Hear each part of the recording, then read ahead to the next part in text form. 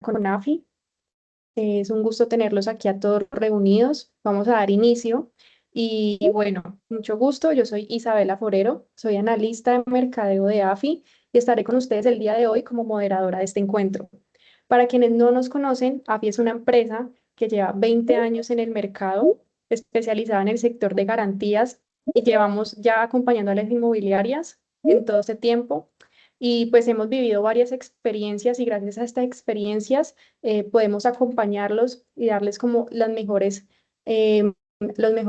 aprendizajes y casos para que tengan todo el conocimiento y puedan fortalecer su gestión.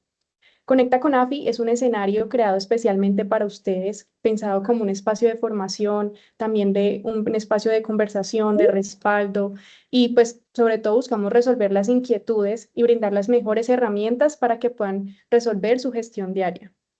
Hoy tenemos el gusto de contar con 4 expertos que estarán conversando sobre un tema muy clave, que es la suplantación de identidad y la falsedad documental. Nuestros invitados van a tratar el tema de la manera más técnica para que todos tengan el mejor entendimiento posible.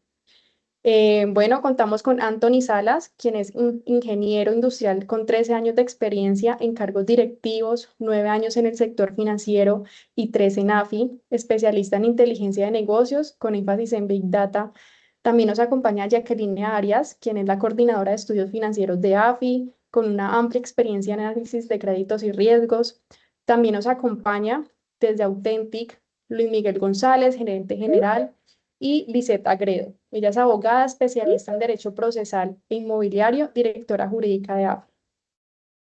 Bueno, como ya les había mencionado, esto va a ser un conversatorio. Las preguntas recuerden que las pueden dejar en el chat. Estas se van a responder al final de la sesión. Este encuentro está siendo previamente grabado y será compartido por nuestro canal de YouTube y también les haremos llegar a ustedes toda la información con la presentación y los links para que puedan ver la presentación y compartirla. Así que sin más preámbulo, vamos a darle inicio a este webinar. Bienvenido Anthony, bienvenida Jackie.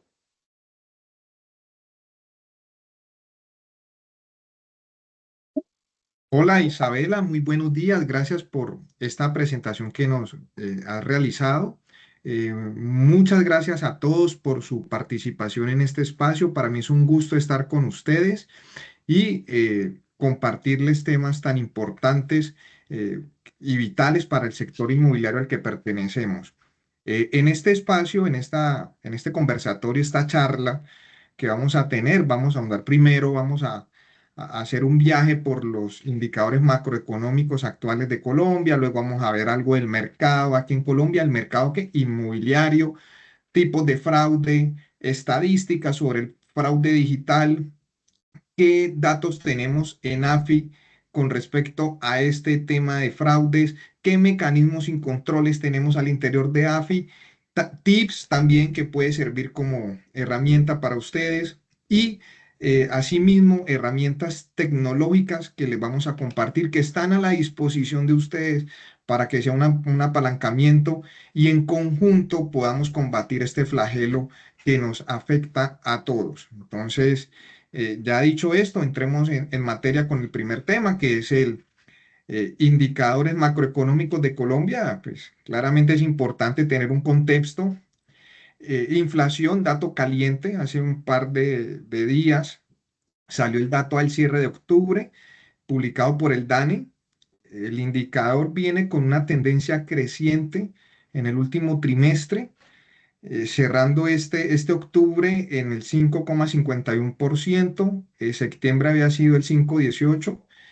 Seguido tenemos otro indicador que es muy interesante, que es la tasa de interés que regula el Banco de la República. En su última sesión que tuvo, el 31 de octubre, su decisión fue no modificarla, no bajarla, y es algo que desde algunos sectores se viene solicitando que la bajen para dinamizar la economía. Sin embargo, el Banco de la República ha sido cauteloso y no la ha movido, entendiendo que la inflación viene creciendo. La tasa de interés, este indicador, ¿a qué nos refiere? Es el costo del apalancamiento financiero. ¿Cuál es el escenario ideal? Tasa de inflación baja, Y una tasa de interés en ese escenario, el Banco de la República también bajaría la tasa de interés. Claramente costo de vida moderado, controlado y tasa de interés apalancamiento financiero también controlado. Sin embargo, estamos en un escenario donde está contrario. Crecimiento económico, el PIB viene creciendo al 2,1%. La proyección es que cierra el 2025 en el 2,6%. Sector inmobiliario cerró en el 2%, esto al segundo trimestre del 2025. El sector inmobiliario durante estos últimos años de situación económica con desaceleración ha sido importante en el crecimiento que ha aportado. Para el cierre del 2023, el crecimiento de la economía nacional fue prácticamente nulo, 0,6%. El sector inmobiliario desde esa época viene creciendo muy por encima del 1,8 anual. Y en este trimestre, como contamos, el segundo trimestre del 2025 cerró al 2%, muy parecido al resultado nacional. Esto nos deja ver, y bueno, ya teniendo este dato, ¿cuánto aporta el sector inmobiliario en el PIB, a la economía nacional? Aproximadamente el 10%. Esto nos da un contexto en qué sector estamos. Sector importante, incluso en participación está por encima de construcción, agricultura, telecomunicaciones y entretenimiento. Estos tres últimos, en los últimos años han tenido un muy buen comportamiento, aportando de manera positiva a ese crecimiento económico, igual que lo ha hecho el sector inmobiliario. A diferencia del sector construcción, que su dinámica no ha sido la esperada. Ahora, si unimos lo que aportamos nosotros, el sector inmobiliario, alrededor del 10% al PIB nacional, y la construcción, que por alguna razón vamos de la mano, estamos hablando de que impactamos la economía en alrededor del 14%. Cifras nada despreciables, les menciono, para entender el sector en el que estamos y la importancia del mismo, claramente. Ahora, datos del panorama en los hogares de Colombia. En la última encuesta de calidad de vida de cierre del 2024, publicada por el DANE, se estima que la población colombiana está en 52,8 millones de habitantes. De eso tenemos en hogares 18,4 millones de hogares.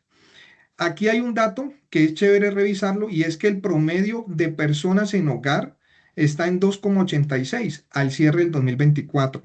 Ese dato en el 2019 era el 3.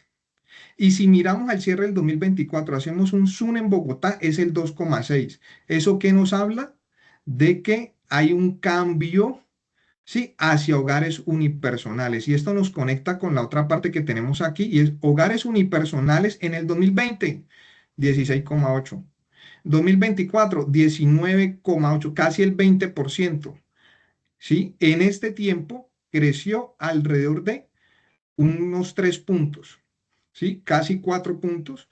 Y es una tendencia que vemos muy, muy positiva para el sector inmobiliario. Siguiendo con esto, de estos 18,4 millones de hogares en arriendo, ¿cuántos hay, perdón, en Colombia? En estos 18,4 millones de hogares en Colombia, ¿cuántos hay en arriendo? Pues miren, una cifra nada despreciable al cierre del 2024, el 40%. Dato importantísimo, ¿cuánto era en el 2019? 35%. Ha crecido alrededor de 5 puntos en este periodo. ¿Qué mercado es ese? ¿Cuál es la torta que estamos al frente, que tenemos al frente? Tenemos una torta de 7,4 millones de hogares en arriendo, ¿sí? Esto es el mar de oportunidades que hay. ¿Listo? Ahora, unido a esto, vamos a empezar a ver datos que ya nos va a compartir aquí Jacqueline. Hola Jacqueline, ¿cómo estás? Por favor, compártenos acerca de los tipos de fraude. Sí, tenemos un mercado muy amplio, muy grande, pero también tenemos alertas, y es el fraude. Compártenos, danos un contexto, una entrada a este tema, por favor. ¿Cómo estás? Así es, Anthony. Buenos días para todos. Es un gusto compartir este espacio con ustedes para tratar un tema muy importante y que hoy representa uno de los mayores retos para el sector, y es la prevención del fraude en los procesos de arrendamiento. Así que, sin más preámbulos, vamos a iniciar con conocer de qué se trata la suplantación de identidad. Esta ocurre cuando una persona utiliza datos personales de otra, como documentos, la imagen, contraseñas, de otra persona para hacerse pasar por ella y así solicitar servicios o celebrar contratos de manera fraudulenta. En el sector inmobiliario, esto se presenta generalmente cuando la persona interesada en tomar un inmueble no cumple con los requisitos solicitados para esta viabilidad y suplanta la identidad de otra persona que sí cumple con los requisitos para poder acceder a esta aceptación. Generalmente lo hacen porque no cuentan con un historial crediticio saludable o no cuentan con la solvencia necesaria para aplicar para esta solicitud. El objetivo del fraude es firmar el contrato con una identificación falsa, ocupar la vivienda de manera ilegal y luego dificultar el proceso del desalojo, ya que quien realmente habita el inmueble no es la persona que firmó el contrato o la persona que figura en el contrato. En Colombia esta modalidad tuvo un crecimiento alarmante entre el segundo semestre del 2023 y el primero del 2024. Aumentó un 153%, según datos del diario Portafolio. Así que como pueden ver, pues esta es una práctica que afecta no solo a las inmobiliarias, sino también a los propietarios y pues obviamente a las aseguradoras. De esta suplantación de identidad se desprende también una modalidad que es el fraude documental. Esta tiene tres tipos. El primero es el fraude, la falsificación total, que son cuando ocurre cuando se crea un documento totalmente desde cero, donde todos sus datos pues son falsos, como por ejemplo puede ser un pasisalvo, una carta laboral o un desprendible de pago. En segundo lugar, tenemos alteración de un documento auténtico, que este sucede cuando una persona toma un documento original y lo modifica, como por ejemplo un extracto bancario o una declaración de renta. Simplemente toman el documento de otra persona y lo modifican con sus datos personales para simular que ese documento pues es de ellos. Tenemos también el caso del falso deudor o fiador, que es cuando la identidad o la solvencia del deudor aportado es completamente falsa. Los interesados en arrendar el inmueble en muchos casos presentan documentos adulterados o con información falsa también de sus fiadores. Y aquí aparece otra figura que es los fiadores de profesión o deudores de oficio. Estas personas se dedican a prestar sus servicios, prestan su nombre como fiadores a cambio de una contraprestación económica y en la mayoría de los casos con documentos falsos o adulterados. Todo esto pues configura un escenario de alto riesgo para el sector que enfrenta una posibilidad de arrendamientos fraudulentos y pérdidas económicas significativas. Para tener pues un mejor panorama, Anthony nos va a compartir las estadísticas de suplantación que tenemos en Colombia. Adelante, Anthony. Bueno, muchas gracias, Jacqueline, por darnos ese contexto, esa previa muy importante. Y ahora hablemos de algunos números alrededor de el fraude digital. En una encuesta realizada en el 2024, al cierre del 2024 por TransUnion, nos indicaba que a corte de ese año, el crecimiento del delito de fraude digital era del 43,5%. Sin embargo, en ese mismo informe nos compartían que del 2019 al 2022 había un incremento del 859%. Cifras que nos dejan de verdad con bastante intriga e inquietud.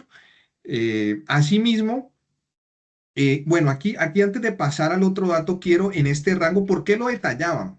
Y esa cifra tan alarmante, porque recuerden que en este rango estuvo la pandemia y la pandemia impulsó todo el tema transaccional a través de herramientas digitales. Entonces, mire que viene ligado una situación y ese número nos habla de algo, ¿sí? Ese número, sí, alarmante, pero nos deja ver también de que el mundo con la pandemia cambió y cada vez más migró a que la operación digital se hiciera más presente en diferentes procesos e industrias. Y nosotros, la industria inmobiliaria, el sector inmobiliario, no hemos sido ajenos a ellos. Ahora, en un estudio de la Universidad Nacional y de la Asociación de Ingenieros de Sistemas, estiman, proyectan pérdidas producto del fraude digital en Colombia alrededor de 50 billones de pesos, más de 50 billones de pesos en la economía, ¿sí? De igual forma, queremos compartirles que con respecto a los ataques cibernéticos. Pero ¿por qué andamos en esto en el tema de fraude digital? Porque para poder realizar este tipo de fraude digital, ya sea una suplantación o una falsedad en documentos, pues la delincuencia busca cómo obtener esa información, ¿sí? Hay mecanismos, el tradicional, comprarla en la calle o también extraerla a través de ataques cibernéticos. ¿Sí? Entonces, en este caso, pues lo que nos cuentan aquí en un informe es que Colombia ocupa el puesto 39 en el ranking mundial de ciberseguridad. Sin embargo, es el cuarto país más atacado. Somos el cuarto país más atacados de Latinoamérica. Y estos ataques cibernéticos vienen con una tendencia creciente. 20 millones registrados en ese momento a corte del 2024 y más de 25.000 denuncias producto de delitos cibernéticos. Entonces, cifras que nos llaman la atención, reitero, nos generan inquietud. Sin embargo, es a mantenernos ocupados con mecanismos, controles y no preocupados, ¿sí? La preocupación está, el riesgo está, la idea es implementar mecanismos y controles que nos permitan atacar este flagelo que está constante. Ahora, Jacqueline, por favor, compártenos qué estamos haciendo como AFI para combatir o qué hemos identificado en AFI con respecto a situaciones donde hemos encontrado alerta en los estudios durante el 2025, por favor.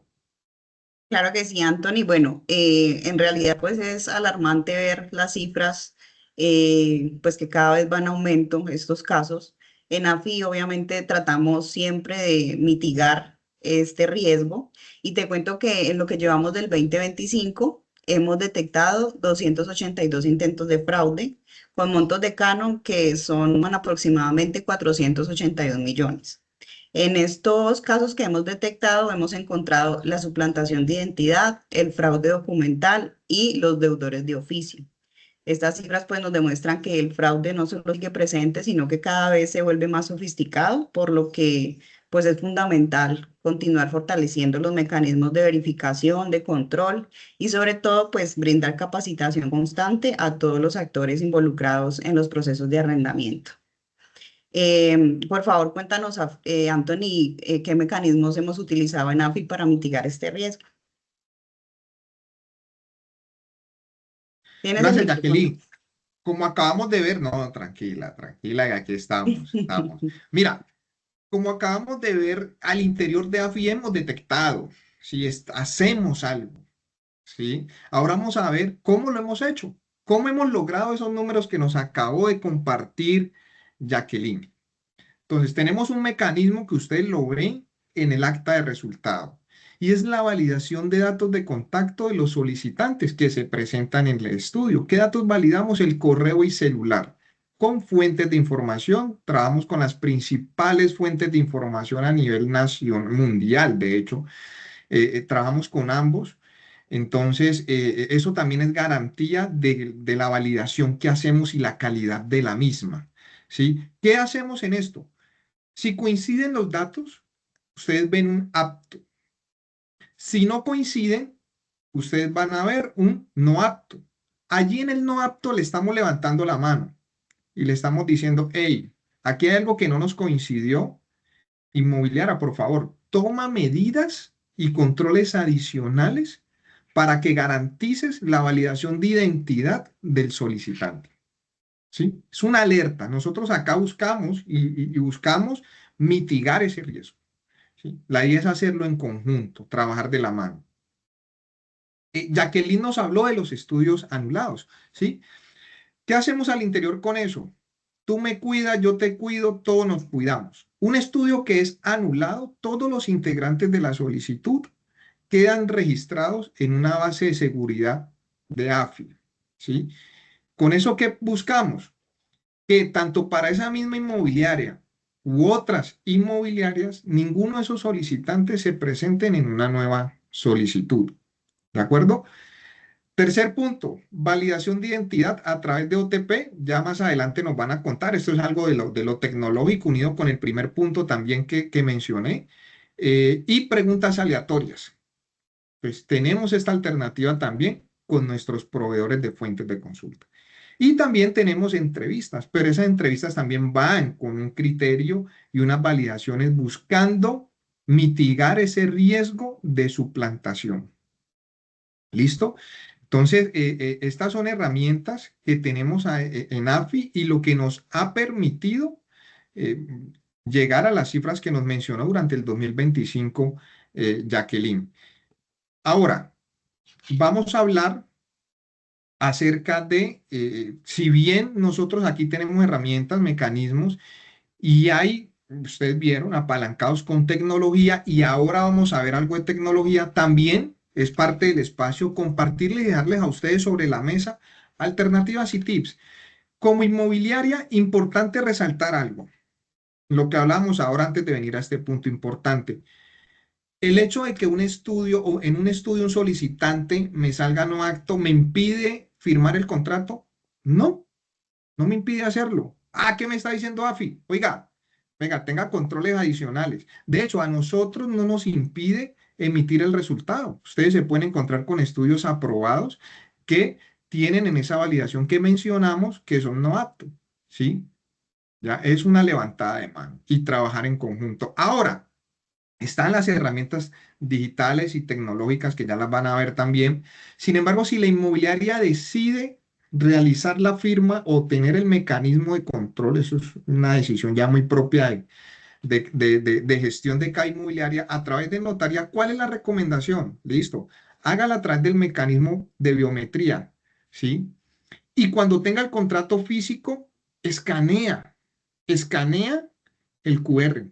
Miren, hemos tenido casos donde ese biométrico lo han falsificado. Ese QR lo han falsificado. Y claro, tú lo escaneas con el celular y te lleva a una URL que te hace sentir que sí, que es válido. No, valida, o sea, confirma de que esa URL que te llevó es notariaenlinea.com.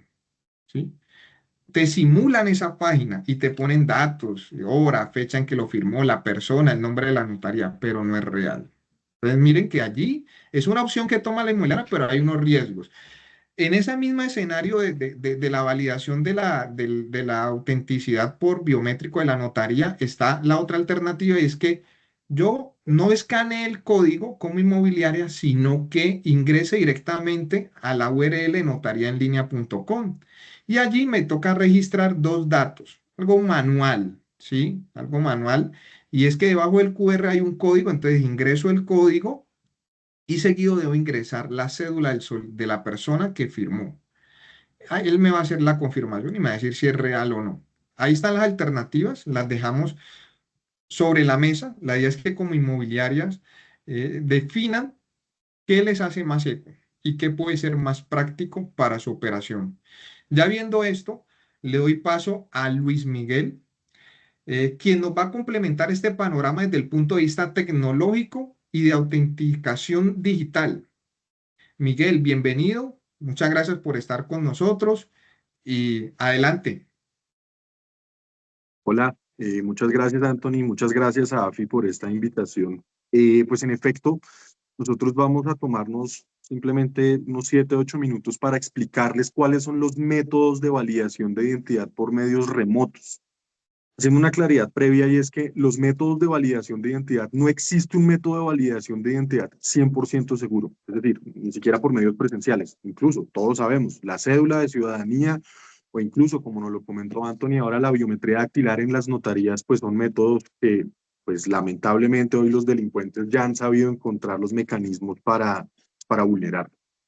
Por medios remotos también tenemos varios métodos de validación de identidad, unos más seguros que otros, unos más usables que otros. Usables me refiero a la facilidad que tienen nuestros usuarios para firmar un contrato por medios electrónicos. Esto es muy importante porque pues en últimas lo que queremos es que para el usuario sea fácil.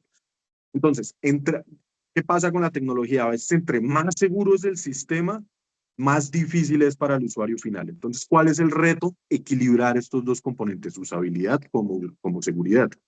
Por eso, en la plataforma de Authentic, nosotros tenemos diversos métodos de validación de identidad. Nosotros hemos llegado a la conclusión que la fórmula no es imponer un único método de validación de identidad. Les doy un ejemplo. No, por ejemplo, dejar solo un sistema de reconocimiento facial. No, porque si bien es muy seguro, a veces no es tan usable. O solamente un código único de seguridad. Tampoco, porque si bien es muy usable, puede que a veces sea inseguro y a veces necesitamos mucha seguridad. Entonces les voy a explicar 4 métodos de validación de identidad con los que ustedes cuentan.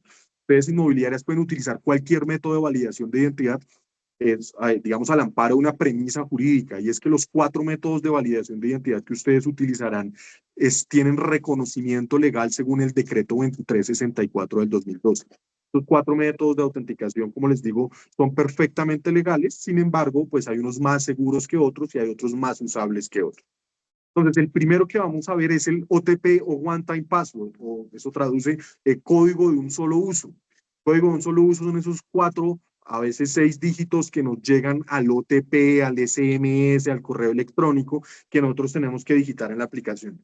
Es el método que más se usa. Yo creo que nosotros todos los días, a toda hora, recibimos muchos códigos de seguridad.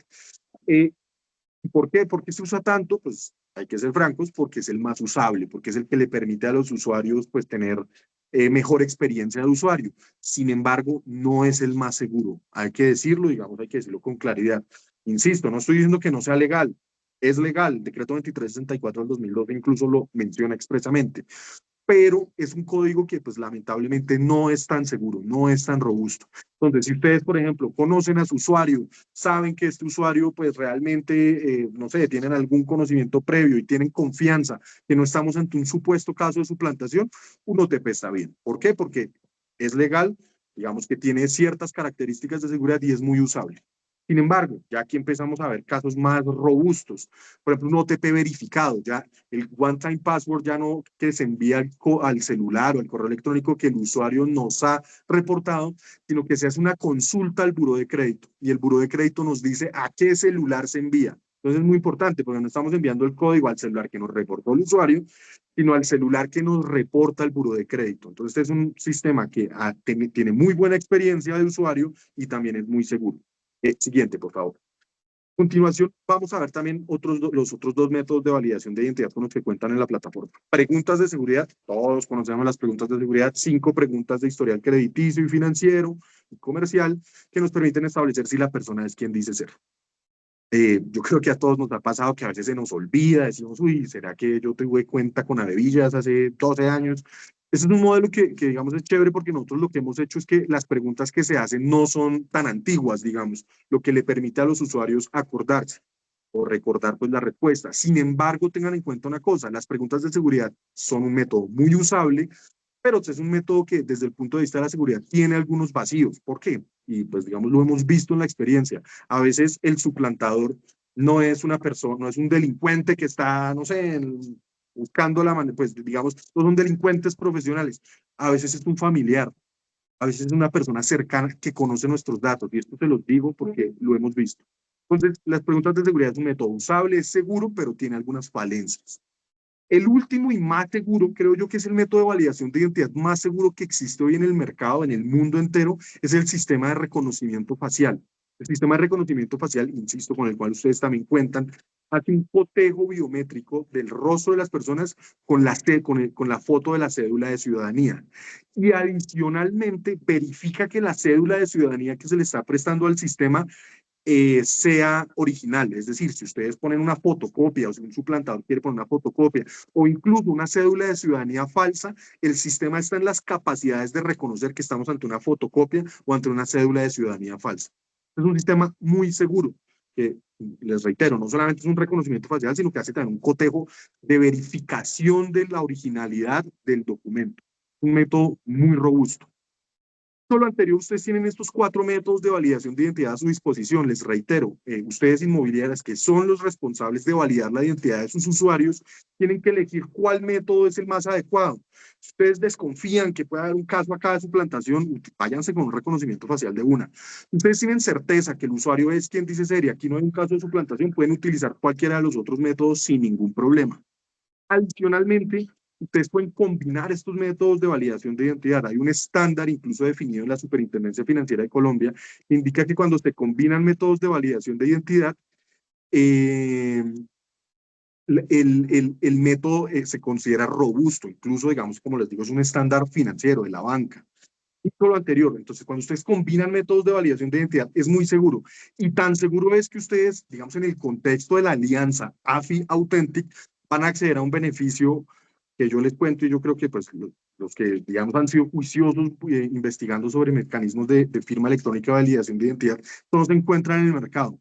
Ustedes van a tener la posibilidad de acceder a una póliza de seguros. Pues, siguiente, por favor. A una póliza de seguros, es una póliza de seguros respaldada por una entidad vigilada por la Superintendencia Financiera de Colombia. No estamos hablando aquí de que nosotros les aseguramos como en abstracto, no. Aquí hay una póliza de seguros que respalda el riesgo de suplantación.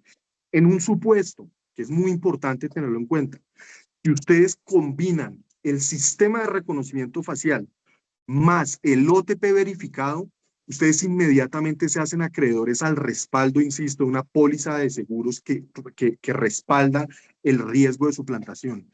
El monto que respalda es de $243.000, mal contados 950 millones de pesos. ¿Por qué nosotros tenemos esto? Pues porque después de pues hicimos un trabajo, digamos, muy fuerte con Delima March y con las aseguradoras y llegamos a la conclusión que el método de autenticación, esta combinación de métodos de autenticación solamente puede ser vulnerada en un 99.94% de los casos. Es decir, en una entre 10.000 situaciones. ¿Y qué pretendemos nosotros? Que esa única vez pues sea respaldada por una póliza de seguros, que ustedes tengan plena certeza de que si ustedes combinan estos métodos de validación de identidad, ustedes no van a tener ningún problema de suplantación. Siguiente, por favor. Entonces, dicho eso, esta es una póliza que realmente pues, les entrega pues, muchos beneficios, no solamente porque ustedes pueden trabajar tranquilos, porque las inmobiliarias pueden, digamos, ejercer su labor de manera pues, tranquila, segura y confiada, algo que es muy difícil hoy en día, sino que pues también eso de alguna manera les da pues, un peso en el mercado, porque pues es decir, ustedes son inmobiliarias que tienen una herramienta que les reitero, no tienen ninguna otra. Dicho lo anterior, pues ya le doy paso a Liceda Gredo, por favor, para que nos explique pues desde el punto de vista legal cuáles son los riesgos y algunos casos de uso muy específicos y muy prácticos en esta materia. Bueno, buenos días para todos. Es un gusto nuevamente estar compartiendo con ustedes en este espacio y más en un tema de tanta importancia en estos momentos para el sector inmobiliario. Vamos a ver cuáles son los riesgos legales que nos deja la suplantación de identidad. El primero que tenemos es que al suscribir un contrato con una persona que no dio su consentimiento, con una persona que no es la persona que creíamos estar contratando, hay una inexistencia de ese contrato, hay una invalidez de ese documento. Ese contrato de arrendamiento, pues se firmó con una persona que no era con quien creía que estábamos realizando pues la firma, quien iba a adquirir esa calidad y se iba a obligar frente a la inmobiliaria, entonces no hay contrato de arrendamiento. No se genera una obligación contractual frente a esa persona que fue suplantada. Asimismo, el estudio realizado previamente para la firma de ese contrato de arrendamiento pierde validez porque la persona con la que se firmó nunca dio su consentimiento para ser estudiada o el estudio se hizo de pronto también con datos que no eran reales. Pérdida o ineficacia de las garantías.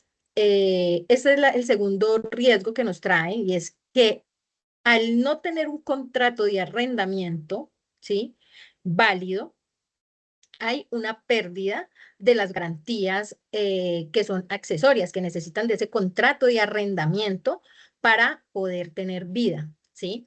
Entonces, la fianza no se genera, el seguro de arrendamiento tampoco. ¿Por qué? Porque no existe esa obligación principal que se va a respaldar, no existe ese contrato de arrendamiento, ¿sí? Aquí hay una desprotección para ese arrendador. El arrendador queda desprotegido económicamente.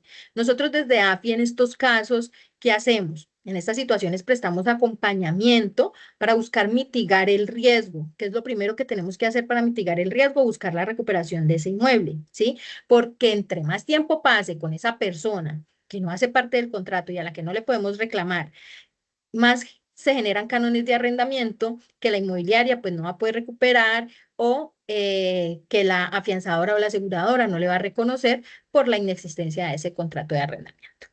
Esto genera una dificultad para demandar. ¿Por qué? Porque no contamos con un título ejecutivo válido, no tenemos un contrato donde haya una obligación. O sea, existe, pero se generó con una persona a la que no le podemos reclamar porque no dio su consentimiento. Entonces, ahí está el documento, pero ese documento no es válido, es inexistente jurídicamente, entonces no vamos a poder demandar con ese documento, ¿sí? En la mayoría de casos, aquí lo único que queda es adelantar una acción penal, ¿sí? Que se debe sí o sí adelantar porque hay suplantación, porque hay fraude. La inmobiliaria es víctima, ¿sí? Es víctima de esos delitos. Entonces, lo que hacemos también es prestar ese acompañamiento, esa asesoría para esas acciones penales, ¿sí? Buscamos también acompañar al cliente inmobiliario a través de gestiones de cobro, visitas oculares, gestiones de cobro. Cuando digo gestiones de cobro es si logramos identificar a la persona que habita el inmueble. Por ejemplo, en las propiedades horizontales es mucho más fácil que de pronto en la administración nos suministren datos de las personas que habitan en el inmueble. Datos como nombre completo, número de cédula. En las visitas podemos obtener números telefónicos. Entonces, desde AFI podemos empezar a hacer como una gestión de acompañamiento con esos terceros donde se busca tanto la recuperación del inmueble como la vinculación de pronto a través de un acuerdo de pago para que reconozca esas obligaciones. ¿Sí? Que esto puede pasar. Hay veces las personas dicen, yo compré papeles y aceptan su responsabilidad y pueden firmar un acuerdo. También les damos acompañamiento en las respuestas a esos derechos de petición que empieza a realizar la gente cuando ha sido víctima de la suplantación, ¿sí? Y también, pues también debo decirlo, a veces también las personas, como esto es un tema tan de moda, se les hace muy fácil también decirme suplantaron y también empiezan a hacer derechos de petición. Entonces, todo esto, pues toca entrar a estudiar si efectivamente todo lo que nos está manifestando la persona lo hace responsable, pues, frente al contrato de arrendamiento. Responsabilidad de la inmobiliaria. La inmobiliaria es la responsable de la adecuada gestión del contrato de arrendamiento. Tiene una condición de parte dentro de ese contrato y es la parte frente a la que se generan obligaciones económicas, como es la de recibir el valor de ese canon de arrendamiento que a su vez se lo tiene que pagar a un propietario que le dio ese mandato. Tiene que responder también por una gestión a ese tercero que le otorgó ese mandato. Entonces, la inmobiliaria debe de cuidar esa labor, ese rol que tiene dentro del contrato de arrendamiento y tomar las medidas necesarias para evitar que exista una suplantación de identidad, ¿sí? Es una parte muy vulnerable dentro del contrato de arrendamiento y tiene la gran responsabilidad de ejercer controles para evitar que esas suplantaciones se den, ¿sí? ¿Qué controles? Contar con un proveedor de firma electrónica, que a su vez este proveedor de firma electrónica pues cuente con controles de autenticación, con códigos de OTP, validación biométrica, reconocimiento facial. Establecer controles internos de validación de datos. Entonces llega la persona a validar que yo esté hablando con la persona que me va a entregar los documentos o con la persona que va a suscribir el contrato de arrendamiento, ¿sí? No es simplemente, ya, mucho gusto, no, siempre como establecer esos controles de validar los datos de esa persona, puede ser con la exhibición del documento de identidad. No realizar entrega del inmueble a un tercero si no hay una autorización expresa. Entonces, al momento de la entrega del inmueble también es muy importante que, me llamó el inquilino y me dijo que se lo entregue a la sobrina, a la tía, a la prima. No, esa persona no hace parte del contrato de arrendamiento y eso no se soluciona con una llamada. O sea, cuando nosotros estamos entregando el inmueble, estamos ya poniéndolo a disposición de ese tercero que suscribió el contrato de arrendamiento. Entonces es muy importante también exigir al momento de la entrega de ese inmueble y por las condiciones como se las estoy entregando y por el inventario inicial que me debe firmar, que asista ese arrendatario o ese deudor solidario a la entrega del inmueble. ¿Y qué debemos evitar? como inmobiliaria, ¿qué debemos evitar? Realizar el envío del contrato de arrendamiento al correo electrónico del inquilino, del deudor solidario, dejándolo en libertad de firmar. O sea, esto es una práctica que nosotros no debemos hacer. Ah, entonces ya me aprobaron el estudio, entonces ahí le mando el contrato al correo electrónico para que lo firme y me lo traigan ya firmado. No, no. Esto constituye un riesgo de suplantación, ¿sí? Como lo decían al principio, hoy día hasta la biometría de las notarías y la página del supernotariado la están adulterando, entonces yo no puedo dejar a disposición de las personas un documento así libremente enviándoselos al correo. Entregar el contrato impreso, entonces se presentaron a la oficina y entonces como me mostró la cédula, entonces tenga el contrato y vaya y fírmelo. No, eso tampoco me garantiza, eso no es un control válido. O sea, yo debo siempre como inmobiliaria ejercer controles de que efectivamente la persona que me está firmando es la persona que a mí me aprobaron en la afianzadora, en la aseguradora y que es la persona que solicitó el estudio y que va a contratar y se va a obligar frente a mí.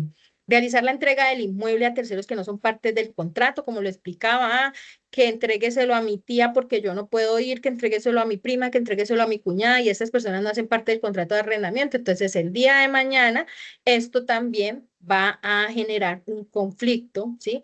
Y puede operar como una prueba también de esa suplantación de identidad. Realizar el trámite de estudio y firma a través de terceros. No, es que el contrato de arrendamiento, pues yo soy la que voy a vivir, pero el que va a firmar es un tío. Entonces aquí está el correo electrónico de él, el teléfono, y entonces estúdialo y todo lo hace a través mío. No, no, no, no. Eso también lo debemos evitar, ¿sí? Desde el principio hay que establecer el contacto con las partes que se van a obligar y son esas partes mismas las que deben de entregar esos datos y esa autorización para ese estudio que se va a realizar.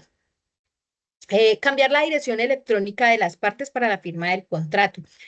A mí me aprobaron y cuando ya se aprueba se hace una validación de esos datos de esas personas, de los correos electrónicos, entonces yo no puedo, cuando entonces ya a mí me dan el aprobado, ay no, pero mándemelo a este correo porque es que el que yo aporté ahí se le bloqueó el buzón, o el que yo aporté ahí resulta que me olvidó la contraseña, no he podido ingresar, lo tengo bloqueado, no. No podemos cambiar el correo electrónico, debe ser al correo electrónico que se suministró y al momento del estudio y que se validó y que salió en el aprobado de la afianzadora o la aseguradora. O firmar en doble modalidad. Entonces, no es que el deudor solidario no está, démelo, yo se lo entrego a él para que lo firme físico, o yo lo firmo electrónico, lo imprimo y se lo mando a él para que lo firme físico. No, no, no. Podemos firmar en doble modalidad. Tenemos siempre que velar porque esos documentos sean confiables, ¿sí? Que sean seguros, que jurídicamente nos sirvan a nosotros para más adelante reclamar el cumplimiento de las obligaciones. Y aquí les voy a poner en contexto de dos situaciones reales conocidas en el ejercicio de mi profesión de suplantación. Tuvimos un caso de una firma, contrato físico, eh, sello de la notaría adulterado. eh, el contrato duró varios tiempos y cuando entró en mora, entonces surgió todo el tema de la suplantación. Al momento en que nosotros realizamos la visita, nos damos cuenta de los datos de la persona que habita el inmueble, con nombre, número de cédula. Realizamos la investigación de esa persona al tener el número de la cédula y evidenciamos que de hecho es una persona que tiene un buen cargo, posiblemente no presentó el estudio a su nombre porque estaba mal en data crédito, quién sabe, pero tenía un buen cargo y trabaja para la rama judicial. Pues, ¿qué hicimos desde AFI? Logramos la recuperación del inmueble y tratamos de vincular a esa persona, ¿sí? A través de una audiencia de conciliación porque teníamos esos datos. La citamos a una audiencia de conciliación para tratar de vincularla. La gestión de cobro se hizo frente a esa persona, pues no la podíamos demandar, por eso teníamos que buscar un mecanismo diferente. Nosotros, dentro de nuestro ejercicio y lo que podemos ofrecer como respaldo, todas estas son medios que nosotros ofrecemos para que el cliente no quede desprotegido. Pero pues el resultado ya depende de que la persona se presente, de que la persona quiera firmar, de que la persona acepte su responsabilidad. ¿Sí? Hay veces las personas dicen, sí, efectivamente yo compré los documentos y asumen, ¿sí? Y hacen el acuerdo de pago, como hay otras que definitivamente pues no asisten. Entonces, en este caso, la suplantación, firma con autenticación y todo eso, lo que hicimos fue recuperar el inmueble y tratar de vincular a esa tercera persona que habitaba el inmueble a través de una audiencia de conciliación al poder evidenciar que tenía bienes que podíamos llegar a embargar. Otro caso, firma digital suplantada. Suplantada, pero no se pudo lograr probar la suplantación. ¿Por qué? Una contadora, y por lo general hay gente que en el ejercicio de sus negocios le suministra, el contador tiene acceso a sus correos electrónicos, a los tokens de sus bancos, a todo, ¿sí? Entonces, claro, la contadora presentó estudio, pasó, la firma fue del correo que se había aprobado, del correo de la señora, o sea, no hubo forma de probar la suplantación. Efectivamente, la señora dijo, sí, ya el error fue mío, ella conocía todo, pasó las preguntas de seguridad, o sea, todo pasó el momento de la firma digital y no se pudo probar esa suplantación. La señora finalmente tuvo que pagar los cánones de arrendamiento porque pues ella tuvo una falta de cuidado con su información, ¿sí? Y al conocer su contadora y al tener acceso a su correo electrónico pudo firmar y pudo pasar todos los filtros de seguridad, pues no se logró demostrar una suplantación. ¿Listo? Entonces, es muy importante que todo esto lo pongamos pues como en práctica, ¿sí? Porque es algo que afecta en estos momentos mucho al sector inmobiliario, el tema de la suplantación. Muchas gracias. Lisette, Anthony, Jacqueline y Luis Miguel, muchas gracias por su tiempo. Bueno, ya nos encontramos en la recta final. Vamos a proceder con las preguntas. Aquí en el chat puedo observar que hay una única pregunta. Recuerden que las preguntas las pueden hacer por el chat. También nosotros, gracias a bueno, reuniones previas con clientes, tenemos unas preguntas que han surgido y las queremos compartir con ustedes. Entonces, bueno, la primera pregunta que tenemos es de la inmobiliaria Nieto Cortés, estaba dirigida a Lisette. La autorización para la entrega o recibida de un inmueble, si la envía el titular desde su propio correo electrónico, ¿es válido? Si la envía desde el correo electrónico que está dentro del estudio que se aprobó para la firma, sí. Ok. Gracias, Lisette. Hay una pregunta que nos gustaría compartir pues, con Luis Miguel. Desde Authentic, ¿qué avances o innovaciones vienen hacia el futuro en materia de validación y verificación de identidad digital? ¿Cómo se están preparando para enfrentar las nuevas modalidades de fraude que están surgiendo? Sí, gracias, Isabela. Pues, bueno, o sea, un poco esto se trata de como el gato y el ratón. Nosotros siempre estamos desarrollando pues tecnologías que busquen como aprender a los delincuentes, porque pues realmente, por ejemplo, ahorita herramientas de inteligencia artificial se están utilizando mucho para hacer, digamos, apariencias sintéticas, se llama eso, y bueno, y realmente hay muchos retos en tecnología, pero pues al mismo tiempo nosotros estamos tratando ya de implementar modelos, por ejemplo, este sistema de reconocimiento facial que ustedes les enseñé, tiene la capacidad de detectar cuando estamos ante, por ejemplo, una persona creada por modelos de inteligencia artificial. Eso, digamos, desde la tecnología. Ahora también yo siempre creo que lo importante en tecnología también es la cultura.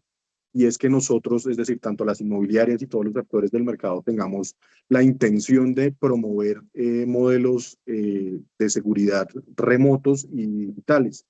Y pues en ese sentido, la verdad, a nosotros pues nos alegra mucho compartir esta visión con una compañía como AFI, porque pues digamos que en Colombia todavía a veces seguimos con este tema de que todo es a mano y la cédula de ciudadanía, y la realidad es que eso ya no es seguro. Entonces, pues dicho eso, que pues la verdad creemos que el futuro de la gestión del riesgo realmente está pues en integrar tecnología pues con experiencia. Pues, cuando pues nosotros hacemos este trabajo con AFI, que pues es una compañía que tiene más de 20 años en el mercado, pues realmente lo que uno hace es que no solamente implementa tecnología, digamos, a la brava, sino que lo hace, pues, pues, en el marco de un camino trabajado y de conocimiento, pues, que AFI nos ha aportado. Entonces, creo que es tecnología que aporta Authentic más la experiencia de AFI. Creo que eso nos ayuda mucho a prevenir fraudes. Muchas gracias, Luis Miguel. Bueno, por otro lado, tenemos otra pregunta dirigida a Lisette. En caso de fallecimiento del arrendatario y o el codeudor, ¿el contrato sigue igualmente? Sí, pues esto no tiene nada que ver con la suplantación de la que estamos hablando, pero sí, claro, la muerte de una de las partes no termina el contrato de arrendamiento. Sin embargo, siempre que nos damos cuenta es mejor buscar sanear la situación si se van a quedar terceros en ese inmueble. Vale, muchas gracias. Hay una pregunta que va dirigida a Anthony y es, ¿cómo se está preparando AFI para seguir fortaleciendo la confianza y la seguridad en los contratos de arrendamiento frente a los nuevos desafíos digitales?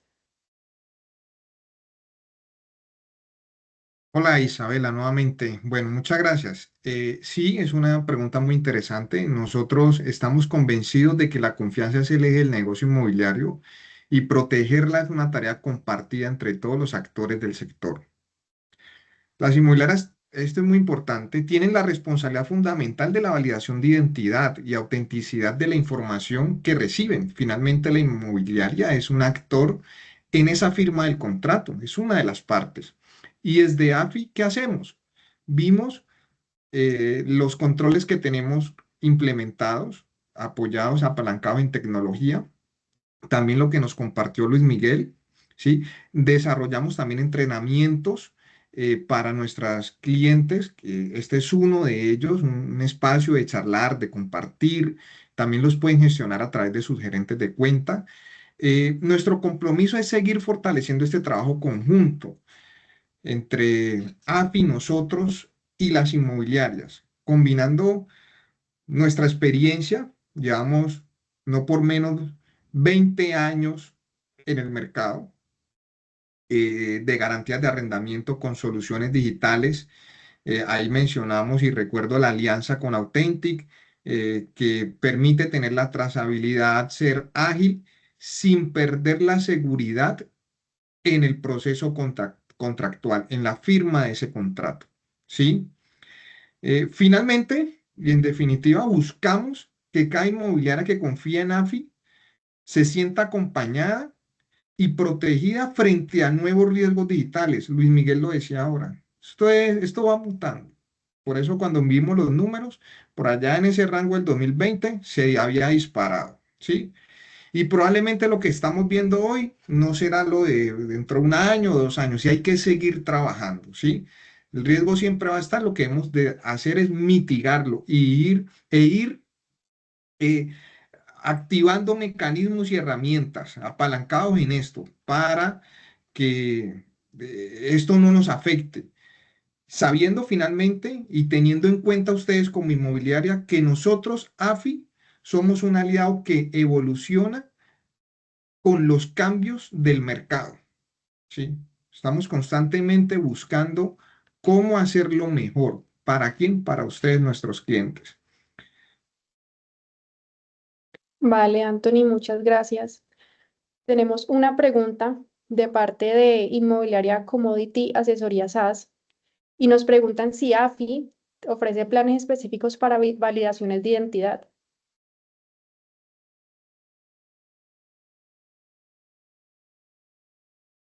Bueno, allí directamente nosotros tenemos lo que mencionaba ahora Luis Miguel de Authentic. Ahí hay algo sobre la mesa, ¿sí? Y los que tienen ese producto de Authentic, nuestras inmobiliarias, pues allí tienen un portafolio y unas alternativas a través de los cuales puede complementar esos mecanismos y validaciones de identidad, ¿sí? Luis Miguel nos compartía que a su vez Authentic tiene una alianza y nos explicaba que de acuerdo a algunos productos que tomen ese proceso, puedo quedar cubierto a través de situaciones de suplantación con un servicio que tienen aunque en el evento que se materialice un fraude, ¿sí? Entonces, Luis Miguel, si a esta respuesta que he dado consideras